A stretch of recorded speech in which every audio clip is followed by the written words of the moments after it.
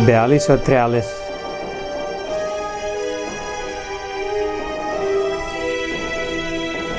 इंद्रियाणि पराण्याहुः इंद्रियेभ्यः परं मनः। इंद्रियाणि पराण्याहुः इंद्रियेभ्यः परं मनः। मनसस्तु It's one of my favorite shlokas, ये दो। यो बुद्धेः परतस्तु सः। मनसस्तु परा बुद्धिः यो बुद्धेः परतस्तु सः। यो बुद्धेः परतस्तु सः। एवं बुद्धे ये आखिरी श्लोक कर्मयोग का। परं बुद्ध्वा संस्तभ्यात्मानम् आत्मना जहि शत्रुं महाबाहो। कामरूपं दुरासदम् कामरूपं दुरासदम् कामरूपं दुरासदम्। कितना सुंदर है ना ये गाया इन्होंने, सो ब्यूटीफुल। सो मैं हिंदी में पढ़ता हूँ आखिरी दो श्लोक का। इंद्रियों को स्थूल शरीर से पर यानी श्रेष्ठ, बलवान और सूक्ष्म कहते हैं। इन इंद्रियों से भी परे मन है और मन से भी पर बुद्धि है, और जो इन इंद्रियों, मन और बुद्धि इन सबों से परे है वह अत्यंत पर आत्मा है। इस प्रकार बुद्धि से पर अर्थात सूक्ष्म, बलवान और अत्यंत श्रेष्ठ आत्मा को जानकर और बुद्धि के द्वारा मन को वश में करके, हे महाबाहो, तो इस काम रूप दुर्जय शत्रु को मार डाल। इंद्रियां जो सेंसेस जो बाहर देखने वाली है, इससे ज़्यादा बलवान मन है। माइंड कंट्रोल्स है ना, कहाँ जाना है, क्या खाना है, क्या नहीं करना है, उधर ही इनको अपनी अकल नहीं है। आँख को, कान को अपनी अकल नहीं है, क्या सुनना है। अंदर से हम जो बताते हैं वो सुनता है, जो कौन सी फ्रिक्वेंसी लगानी, कौन से गाने सुनने हैं, वो मन बताता है। ये अपने आँख नहीं, कान नहीं करते ना, इसलिए उससे फिर वो हायर है। इंद्रिया तो पावरफुल है ही, लेकिन इंद्रियों से पावरफुल मन है। और यहाँ पर भगवान कहते हैं मन से भी शक्तिशाली बुद्धि है, क्योंकि हम लॉजिक, तर्क का यूज़ कर सकते हैं कि क्या बराबर है, क्या गलत है, क्या टिकेगा, क्या नहीं टिकेगा, किधर इन्वेस्ट करना चाहिए, किधर नहीं। अभी नुकसान होगा लेकिन बाद में फिर ज़्यादा फ़ायदा होगा। ये सब मन नहीं जानता, ये बुद्धि से हम विचार करते हैं, है ना। किसको पटाना है, किसको हटाना है, ये सब बुद्धि से विचार करते हैं, और फिर मन उसके बारे में इंद्रियों को ऑर्डर देता है। वैसे तो बुद्धि और सुपीरियर है, और ये तीनों में कामना है। तो भगवान कहते हैं लेकिन सबसे बड़ा, जैसे हुक्मी इक्का होता है, हम लोग पत्ते खेलते थे ना कार्ड, तो जिसके पास इक्का है वो किंग हो गया, उसके सारे वो खींच ले सब।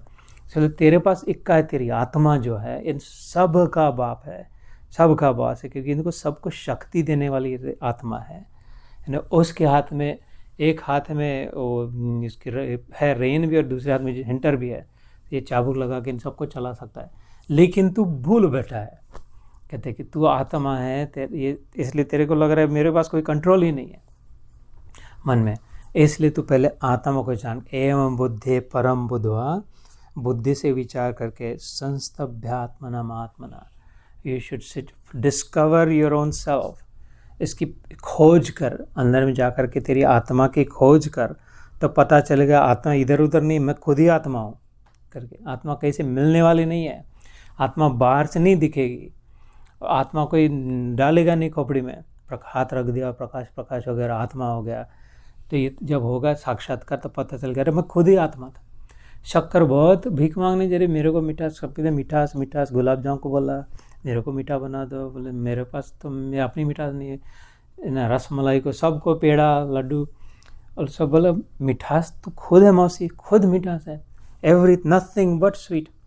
जब अपना अनुभव कर लेगी, तेरे कारण मैं मीठा हूँ, तेरे कारण मैं मीठी हूँ, तू मुझ में आया तब मैं मीठी हुई, मीठी तो तू है, हम तो ऐसे ही है ना, खवा है खाली, लेकिन तू मिल गए। ऐसे ही मन बुद्धि इंद्रिया ये सब आत्मा की वजह से जागृत है। जब आत्मा निकल जाती है तो ठंडे पड़ जाते हैं ना, उसके सामने कितना भी कुछ भी रखो कुछ काम का नहीं रहता। वो तू है, जीवन शक्ति है। और ये क्या लथड़ जा रहा है इनसे, है ना, जैसे कोई उनका कोई गुलाम हो, उनका कोई नौकर हो, as if you have no choice, you have complete choice, you have full control करके। इसलिए यहाँ पे कहा था, जैसे हमारे उपनिषदों में आखिरी बात कहता हूँ और एक उदाहरण देके फिर आज समाप्त करते हैं। हमारे उपनिषदों में 5 कोशों की बात आती है। कोश मतलब 5 लेयर्स, है ना। जैसे ये अन्नमय कोश कहते हैं, उसके बाद प्राणमय कोश, और फिर मनोमय कोश, विज्ञानमय कोश, और फिर आनंदमय कोश। तो अन्नमय कोश मतलब दैट कोश मतलब लेयर समझ लो, बाल्टी बकेट डब्बा समझ लो। जैसे वो आते हैं ना रशियन डॉल्स होती है, एक ये क्या डॉल होती है लकड़ी की, उसके अंदर उसी साइज़ की छोटी, उसके अंदर और छोटी, और फिर वो निकाल के रख देते हैं अपने डेकोर कैबिनेट में।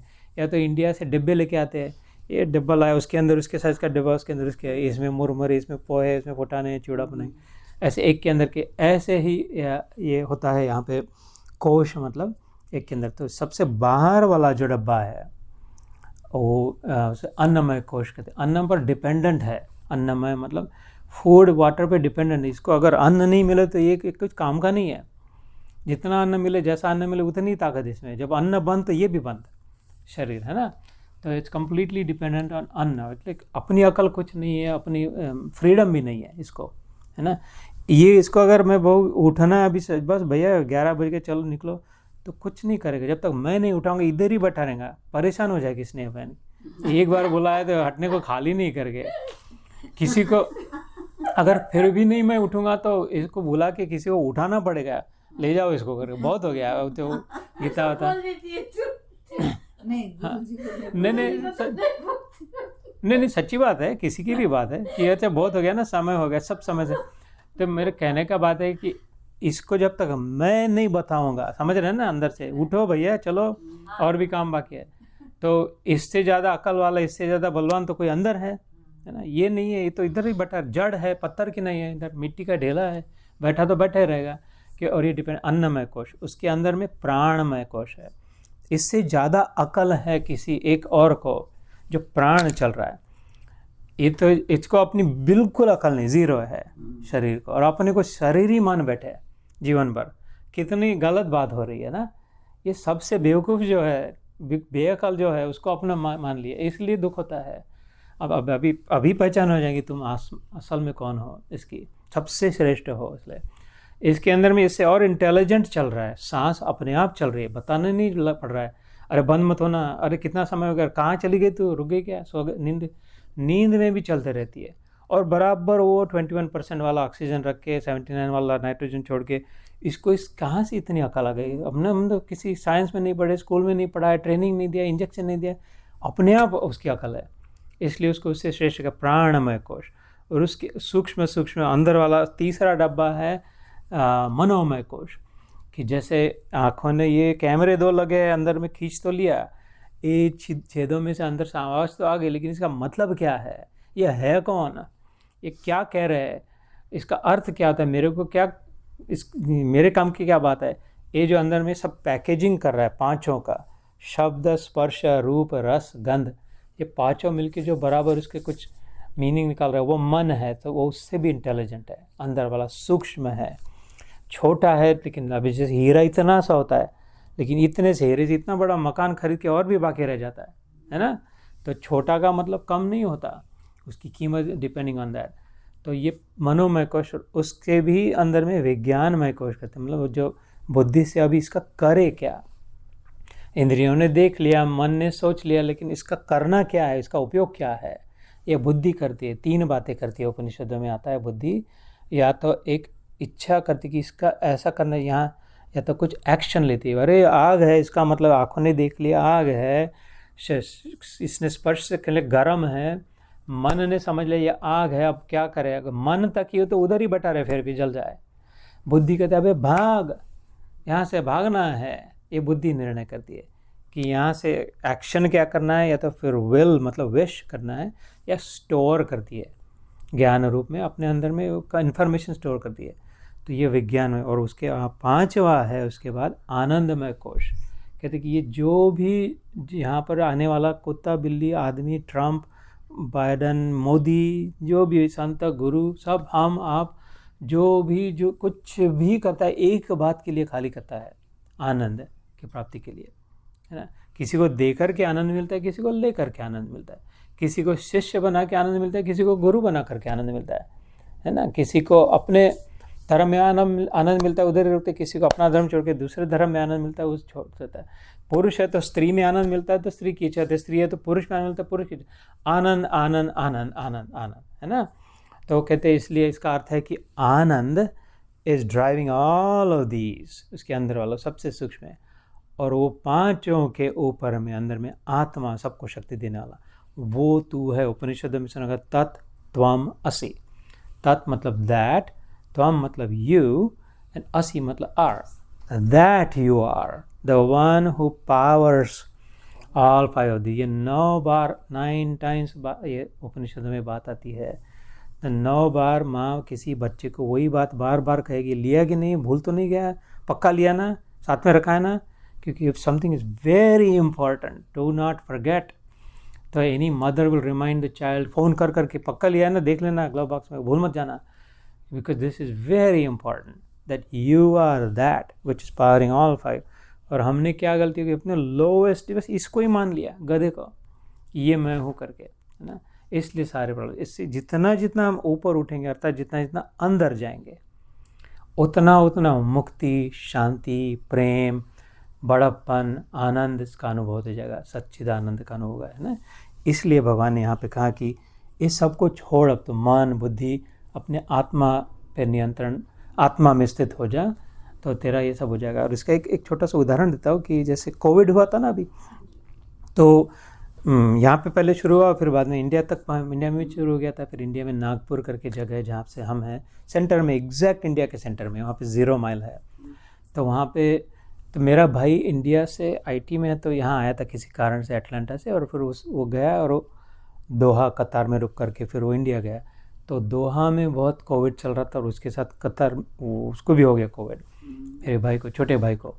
और नागपुर में वो पहला पेशेंट था तब, तो इसलिए बहुत सोशल बहिष्कार हो गया उन पर। सबको लगा कि इसने लाया करके, तो सब पेपर में, फेसबुक पे, रेडियो पे, ये राजेंद्र जोधपुरकर बजाज नगर निवासी, इसकी उम्र इतनी है, इसके 2 बेटे हैं, यहाँ पर काम करता है, इसका पता ये है, इसने कोविड लाया करके।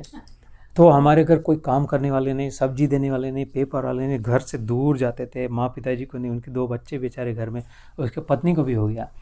तो डॉक्टर को भी कुछ पता नहीं क्या करना है, वो कहीं कॉरपोरेशन वाले ने जैसे मुर्दे को उठा दे, जैसे कहीं ज़बरदस्ती उठा के उनको एकदम बेकार से बेकार हॉस्पिटल में कचरा पट्टी कमरे में डाल दिया, और दोनों को अलग करके।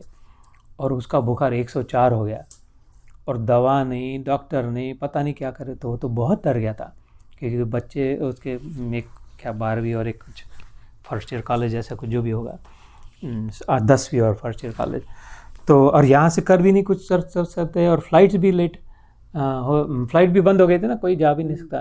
तो घंटों घंटा फ़ोन पे बात करते थे, मैं और वो, है ना। कहते थे कुछ बता, गीता का बता, बहुत डरा हुआ, कैसे होगा। और सचमुच में विकट परिस्थिति, सब डरे हुए थे वहाँ पे, और कोई हेल्प करने के लिए नहीं, क्योंकि पता नहीं इसको हाथ लगाए तो अपन भी मर जाएंगे। वो क्या उस समय कुछ क्या, हाँ वही। तो फिर मैंने उस समय फिर थोड़ा उधर दिन होता था, इधर रात होती थी, रात भर जाग के उसको गीता की बातें बताते थे। तो उस बाद में वो बताता है कि सबसे ज़्यादा उसको किसका फ़ायदा हुआ कि जब मैं ये 3रे अध्याय के ये 2 आखिरी श्लोक अभी जो बताए, इसके बारे में उसको बार बार बोला कि नहीं तू, उसको हम बच्चा, छोटा भाई इसलिए घर में मुन्नू कहते, नाम राजेंद्र इसका, नहीं मुन्नू, तू ये शरीर नहीं है, तू नहीं मरता, तू नहीं मरेगा, तू आत्मा है। उसको अलग अलग प्रकार से बता के ये 2 श्लोक घोट के, तो कहते हैं उससे धीरे धीरे बल आ गया, और फिर उसका बुखार कम होते गया, फिर वो घर में भी आ गया, अभी एकदम सब फर्स्ट क्लास है। अभी उसका बेटा अभी LA में ग्रेजुएट हो रहा है, वो भी आ रहा है। So, लेकिन it was the Gita, and it was these 2 verses of the Gita that empowered him, that reminded him that I am not this body that might die. I am not this mind that is afraid. I am not this brain that is thinking मेरे बच्चों का क्या होगा, ये क्या होगा. I am the king and I can control this करके. So this is empowering. इसलिए हम लोग जो गीता योग कहते हैं ना, we call it empowering Gita. अपने अंदर ही अपनी शक्ति प्रकट हो जाती है, क्योंकि शक्ति है ही प्रकट नहीं हुई है ना. इसलिए तो जय श्री कृष्ण, जय गुरुदेव.